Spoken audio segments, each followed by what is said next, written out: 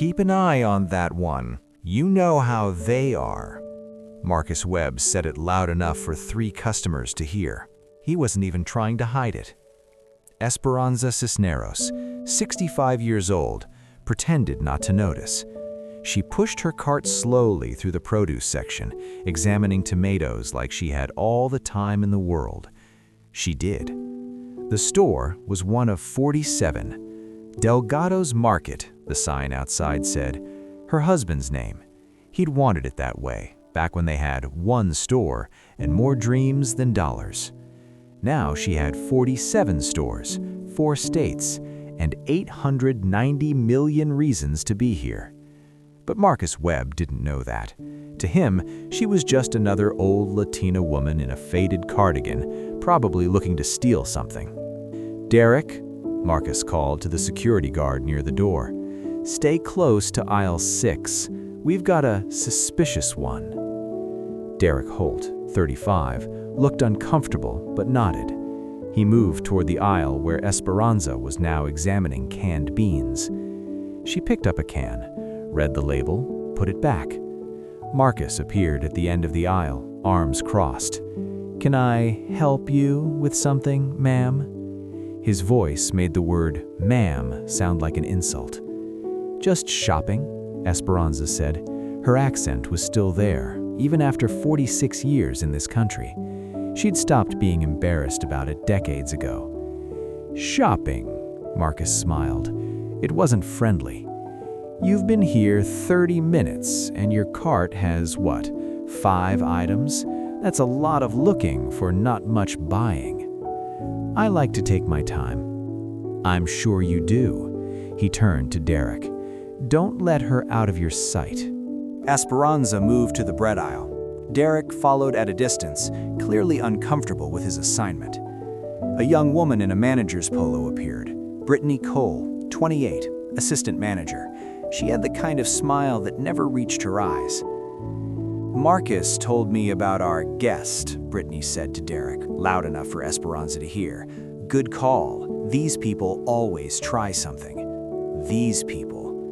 Esperanza picked up a loaf of bread, whole wheat, Eduardo's favorite before the diabetes took him. She still bought it sometimes out of habit. "Excuse me," Brittany stepped closer. "Are you going to buy that?" "I'm deciding." "Well, decide faster. You're making other customers uncomfortable." Esperanza looked around. The aisle was empty except for them. "What other customers?" Brittany's smile tightened. "Ma'am, I'm going to have to ask you to either make your purchases or leave the store. We have a right to refuse service." "On what grounds?" "Loitering, suspicious behavior." Brittany glanced at Esperanza's worn purse. "You don't exactly look like our typical customer." A woman in yoga pants walked by with a cart full of groceries. Brittany smiled at her warmly. "Hi, Mrs. Patterson. Let me know if you need anything." Then she turned back to Esperanza.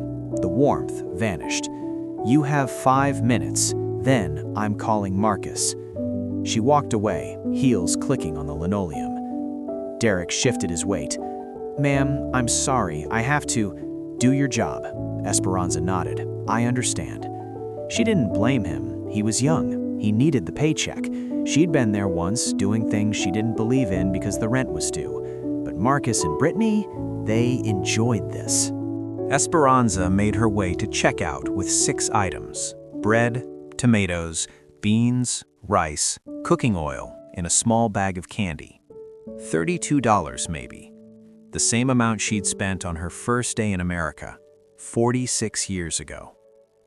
The cashier was young, nervous. Her name tag said Amy. She kept glancing toward the manager's office.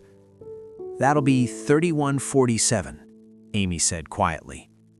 Esperanza reached for her wallet. "Stop!" Marcus's voice cut through the store. He was walking fast, Brittany behind him, Derek trailing reluctantly. "Don't let her pay yet." Marcus positioned himself between Esperanza and the exit. "Ma'am, I'm gonna need you to open your purse." "Excuse me?" "Your purse." He pointed at it. "Open it. Now." Esperanza felt her heart rate stay perfectly calm. 46 years of surviving had taught her that much. On what grounds? I have reason to believe you've concealed merchandise. Marcus looked at the small crowd forming. Good. Witnesses. Either you open the purse, or I call the police and they open it. I haven't taken anything. Then you won't mind showing us. Brittany crossed her arms. Unless you have something to hide. An older white woman nearby whispered to her husband. I knew something was off about her. A teenager had his phone out, recording. Esperanza looked at Marcus, at his smug certainty, at the way he stood like he owned not just this store, but everyone in it. Call the police, she said quietly. Marcus blinked. What? You heard me. Esperanza set her purse on the counter. Call the police. I want this documented.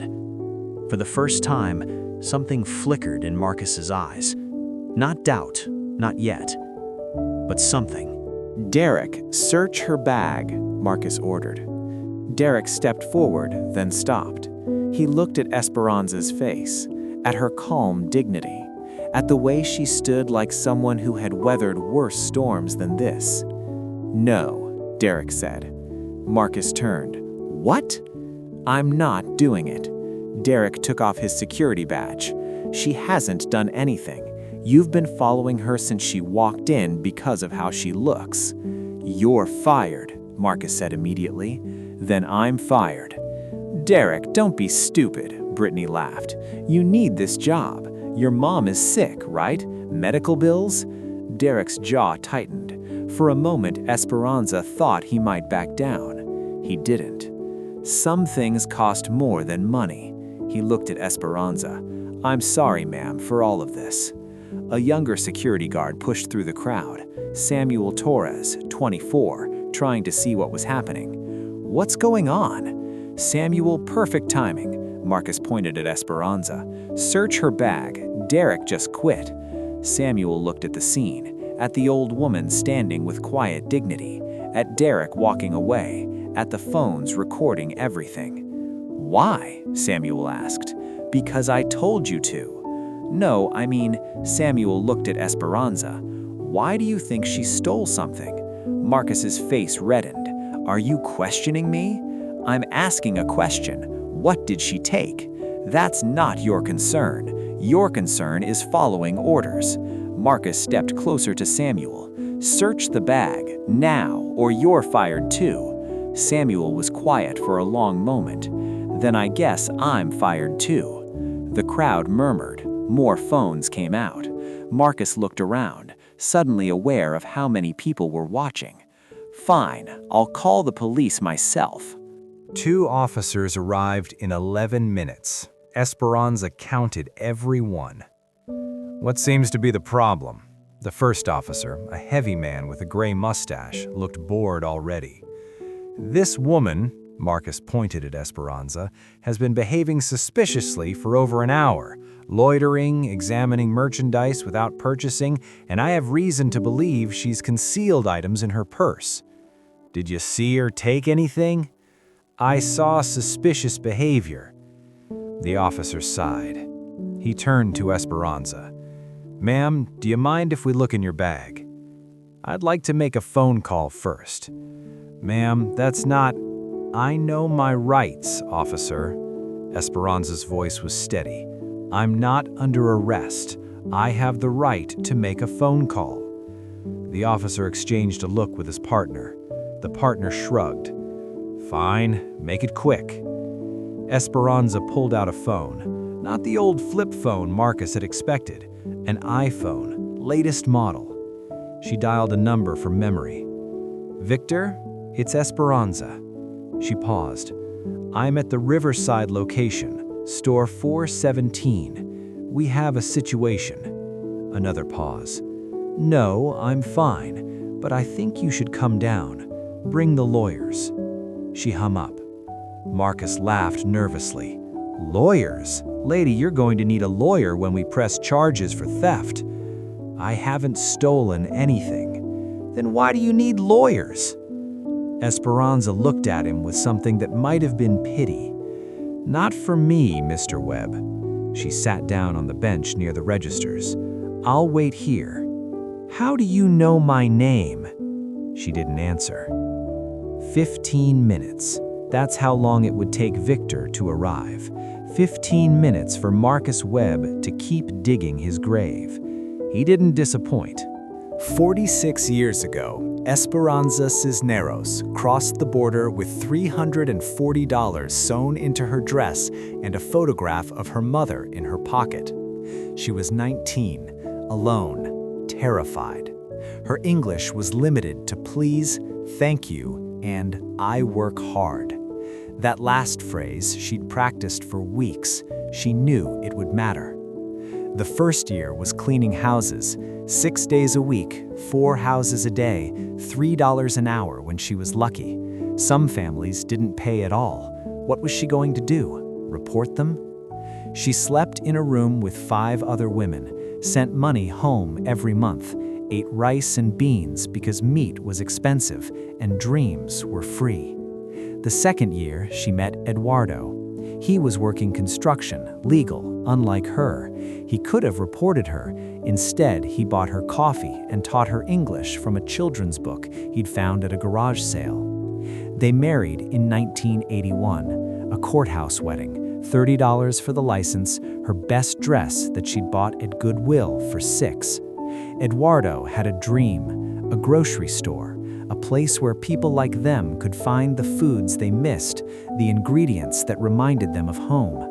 "We'll call it Delgado's," he said. "Delgado's Market." "Why not Cisneros?" "Because Delgado sounds better," he grinned. "Besides, you married me. What's mine is yours." He never knew how those words would echo, how Esperanza would carry them through 43 years of building something from nothing. The first store opened in 1982, 400 square feet, $340 borrowed from a church fund. Now, there were 47. And Marcus had no idea who he'd just accused of stealing. Eduardo died in 2019. Pancreatic cancer.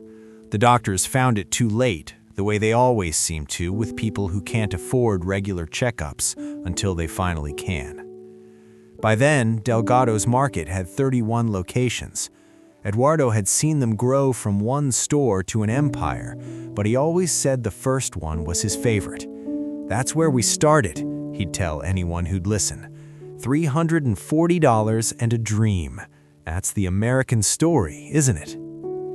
After he died, Esperanza threw herself into the business, not because she loved money, because work was the only thing that didn't remind her of his empty chair at breakfast. She opened 16 more stores in 5 years.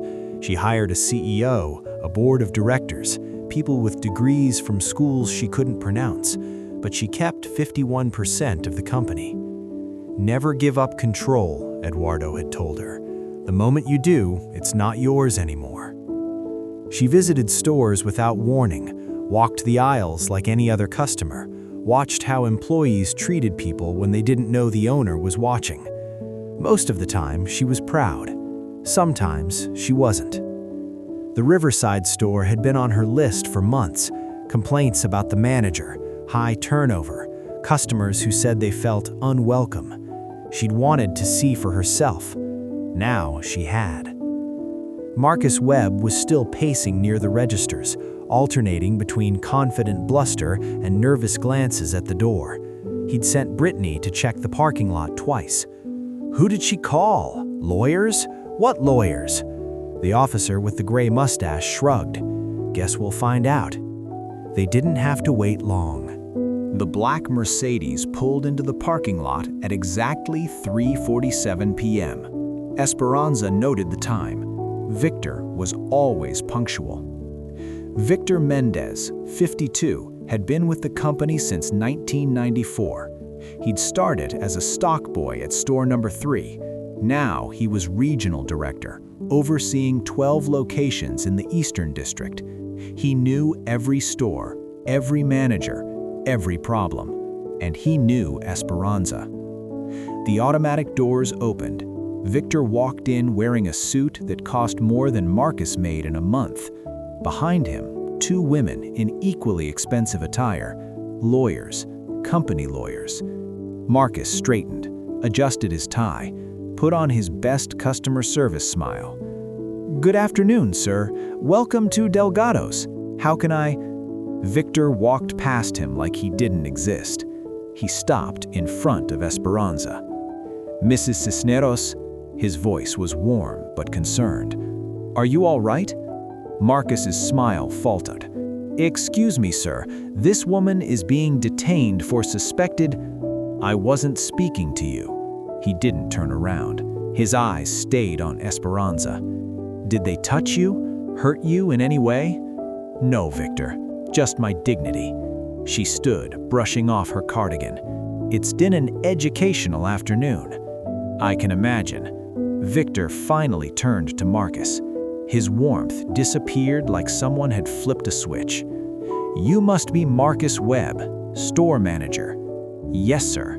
Marcus was still trying to figure out the hierarchy. "And you are?" "Victor Mendez, regional director."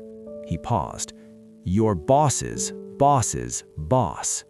Marcus went pale. "And this," Victor gestured to Esperanza, "is Esperanza Cisneros, founder, majority owner, the woman whose signature is on your paycheck."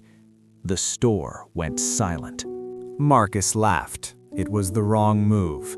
"That's impossible. The owner is some old—" He stopped, looked at Esperanza, really looked at her for the first time. No, that's not possible. She's what, Mr. Webb?" Victor's voice was ice. "Please, finish that sentence."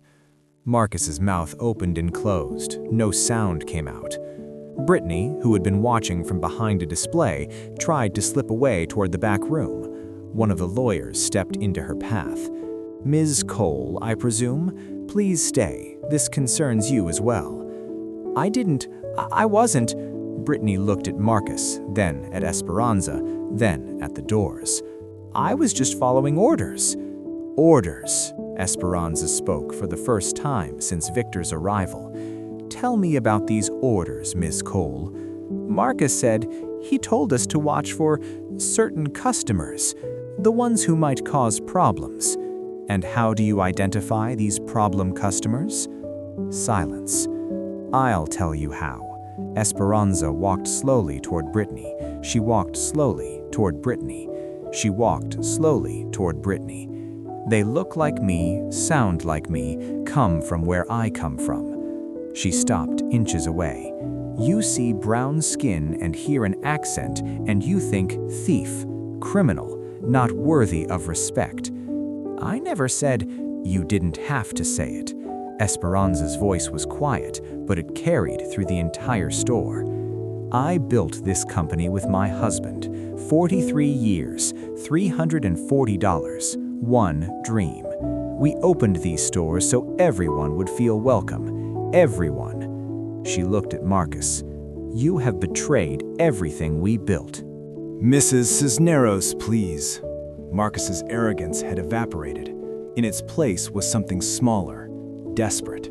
"This is a misunderstanding. I was just trying to protect the store. Shrinkage is a real problem and I—" "Shrinkage?" Victor pulled out a tablet. "Let's talk about shrinkage, Mr. Webb. I pulled your inventory reports on the drive over. Very interesting reading." Marcus went even paler. "Those numbers are—" "Falsified?" Victor raised an eyebrow. "Yes, we noticed.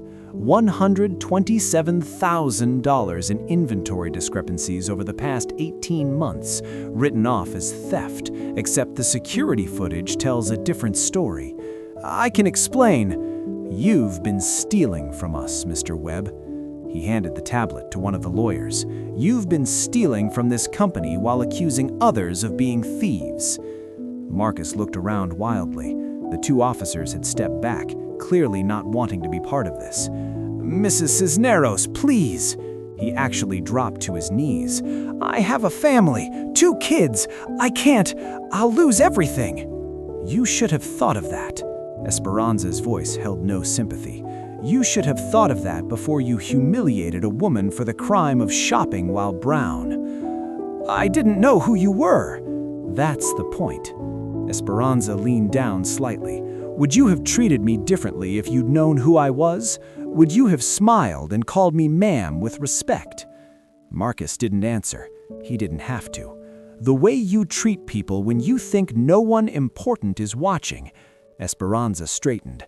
"That's who you really are." She turned to Victor. "Fire him. And her." She pointed at Brittany. "Today, security will escort them out. Already arranged." Wait. Esperanza held up her hand. "Where are the 2 security guards, the ones who refused to search me?" Samuel stepped forward. He'd been standing near the pharmacy, watching everything unfold. Derek was beside him, having refused to leave until he saw how this ended. "Here, ma'am." Esperanza studied them. 2 young men, one black, one Latino.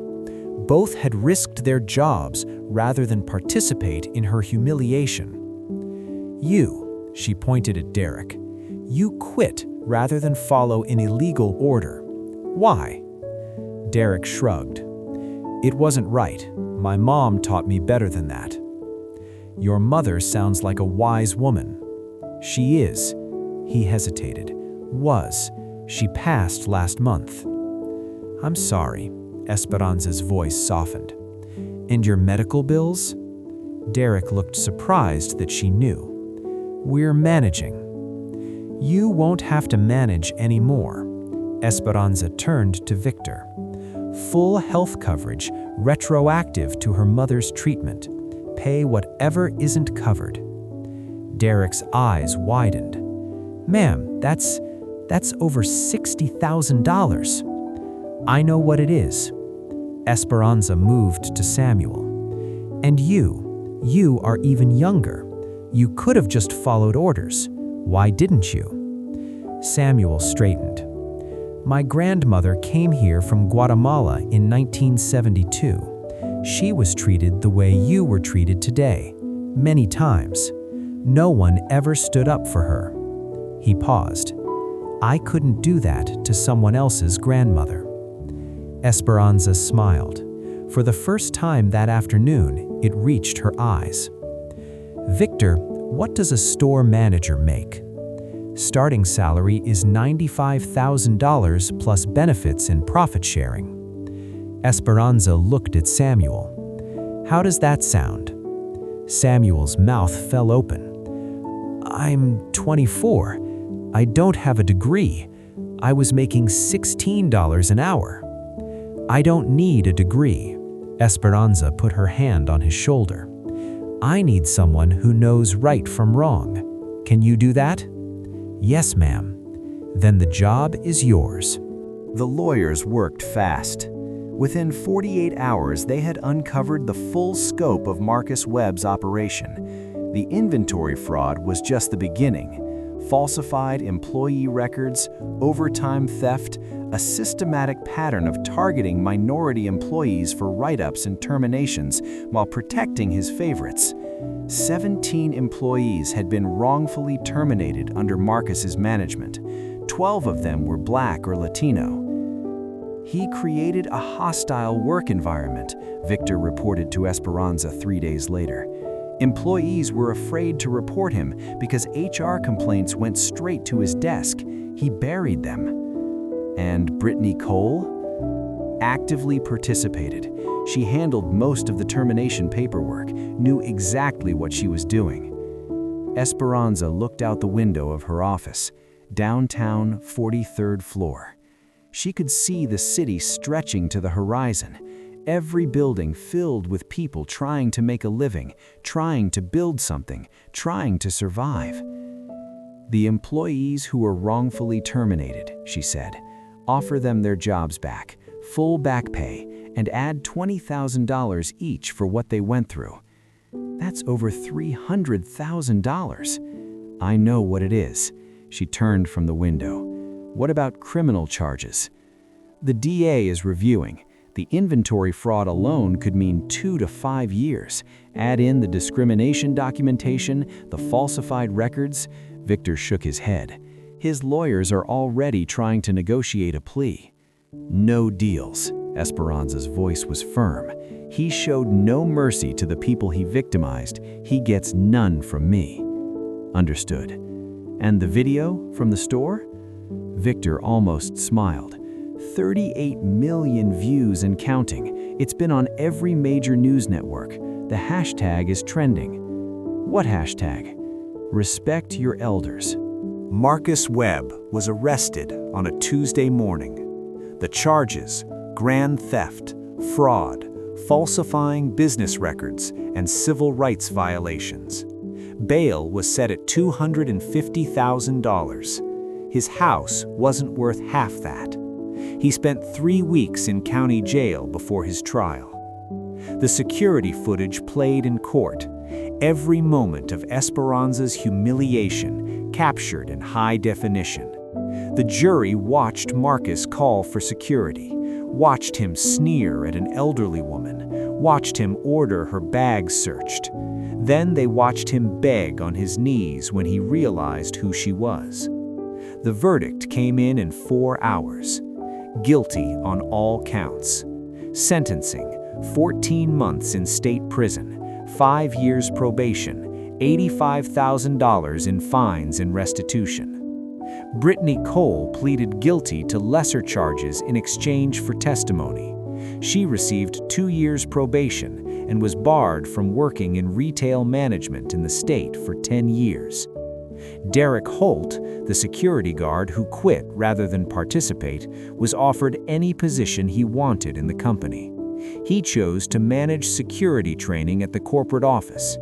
His first initiative, a program teaching employees to recognize and report discrimination.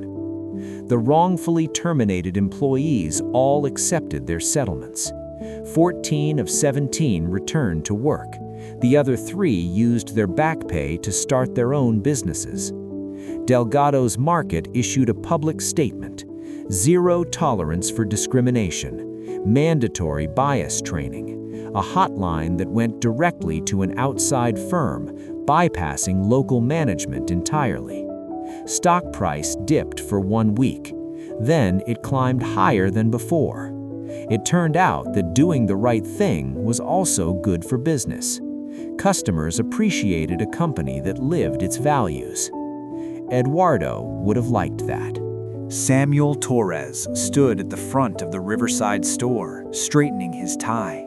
6 months. That's how long it had taken to transform the location from the worst performing store in the district to one of the best. He'd kept the same staff, mostly, the ones who wanted to stay anyway.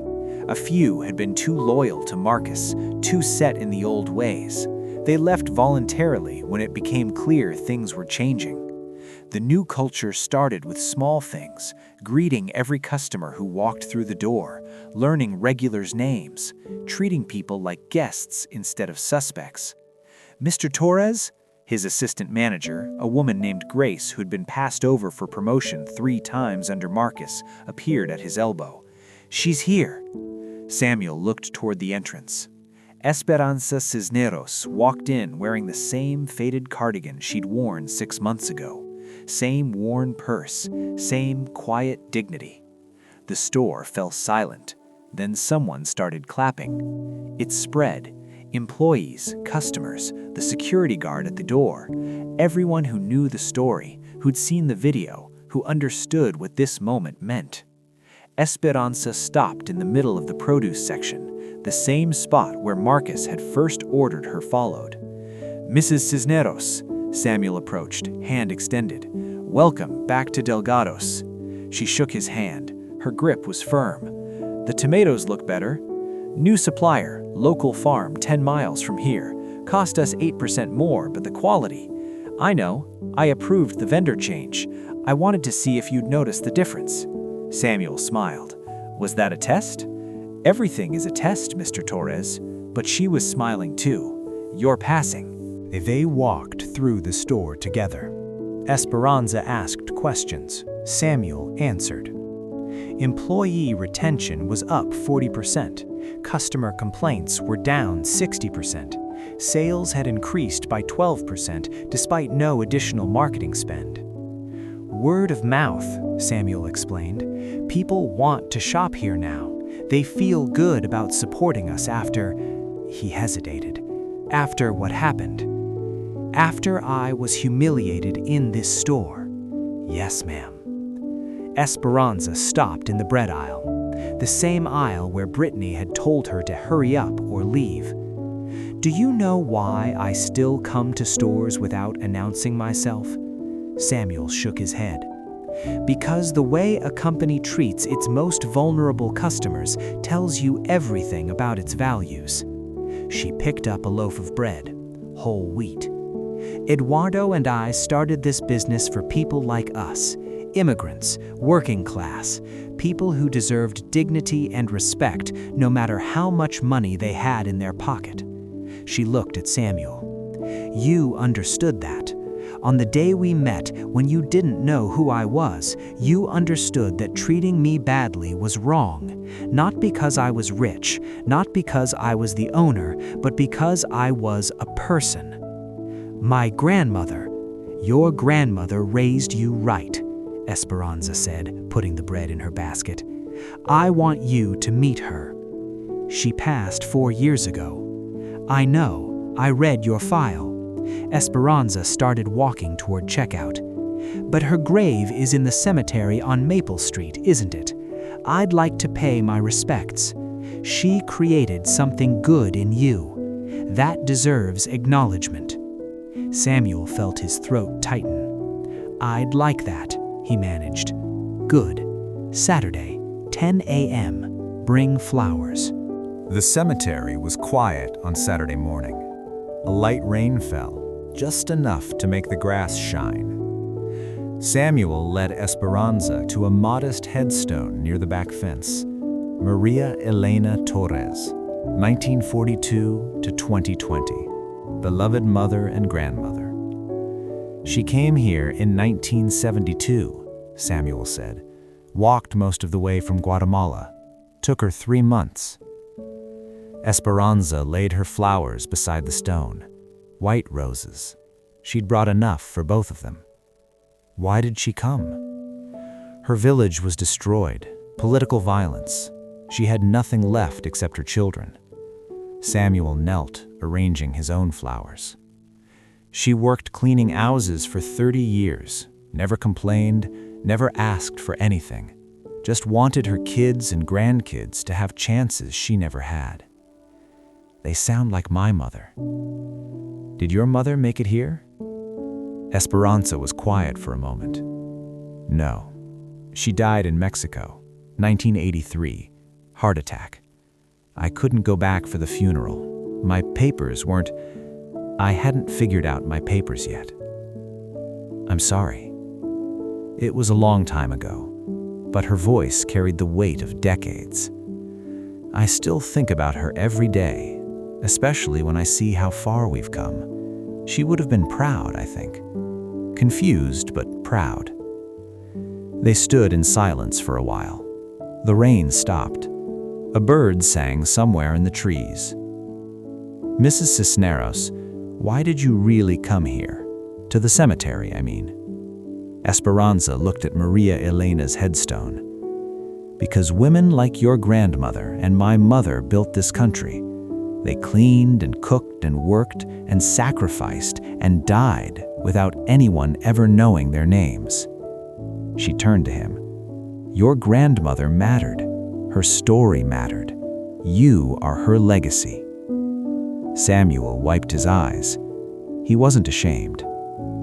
Thank you.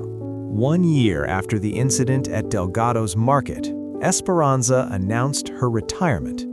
Not from ownership. She would never give up control, but from day-to-day operations. At 66, she wanted to spend her remaining years doing something other than reading quarterly reports. The announcement came at the annual company meeting. 300 employees gathered in a hotel ballroom. District managers, store managers, department heads, the people who kept Delgado's running. I've been working since I was 14 years old, Esperanza said from the podium. 52 years. I think I've earned a vacation. Laughter rippled through the room. But before I go, I have one more announcement. She looked toward the back of the room, where Samuel stood with the other store managers. Samuel Torres, please come up here. Samuel walked to the stage, confused. 1 year ago, this young man was making $16 an hour as a security guard. He had no degree, no connections, no advantages. Esperanza put her hand on his shoulder. But he had something more valuable. He had integrity. He had courage. He had the willingness to lose everything rather than do something he knew was wrong. She turned to the audience. That's the kind of person I want running this company. Not someone with an MBA who learned ethics from a textbook, someone who lives it. She looked at Samuel. I'm promoting you to Vice President of Operations. You'll report directly to the CEO. Samuel stared at her. Mrs. Cisneros, I can't. You can and you will. She squeezed his shoulder. Don't argue with an old woman. I always win. The room erupted in applause. Esperanza stepped back, letting Samuel have the spotlight. This is what legacy looks like, she thought. Not buildings or bank accounts. People. The new apartment was smaller than the house. 1 bedroom, a kitchen with a window that faced east, a balcony where she could grow tomatoes in the summer. Eduardo would have hated it. He always wanted more space, more rooms, more everything. But Eduardo was gone, and Esperanza had learned that more wasn't always better. Helen, her housekeeper of 15 years, came by every Thursday. They'd drink coffee and gossip about the neighbors. Helen was 70 now, officially retired, but she still insisted on helping with the cleaning. You should get out more, Helen said one Thursday. Travel, see the world, you have the money. I've seen enough. Esperanza looked out the window at the city she'd helped build. Besides, I like it here. It reminds me of our first apartment, Eduardo and me, 400 square feet and a hot plate. That was 50 years ago. 46, Esperanza smiled, but who's counting? She thought about Marcus Webb sometimes. He was still in prison, another 8 months before possible parole. She didn't wish him harm. She didn't wish him anything at all. He was a closed chapter. She thought about Samuel more often. He'd exceeded every expectation. The company was thriving under his influence. New stores, new initiatives, a scholarship program for children of immigrants. Eduardo's dream, growing in ways neither of them could have imagined. Her phone buzzed, a text from Samuel. Board approved the community center project, groundbreaking next month. We're naming it after Eduardo. Esperanza set down her coffee. The Eduardo Delgado Community Center. Free English classes, citizenship workshops, job training. Everything they'd wished for when they first arrived. She typed back, he would be proud. I am too. Some empires start with $340 in a dream. The best ones grow into something bigger than money. They grow into legacy. If this story moved you, take a moment to subscribe and hit that notification bell. Every week, we share stories about dignity, resilience, and the quiet strength of people who refuse to be invisible. Leave a comment below. Have you ever witnessed someone stand up for what's right, even when it costs them everything? And if you know someone who needs to hear this story today, share it with them. Thank you for being here. See you in the next one.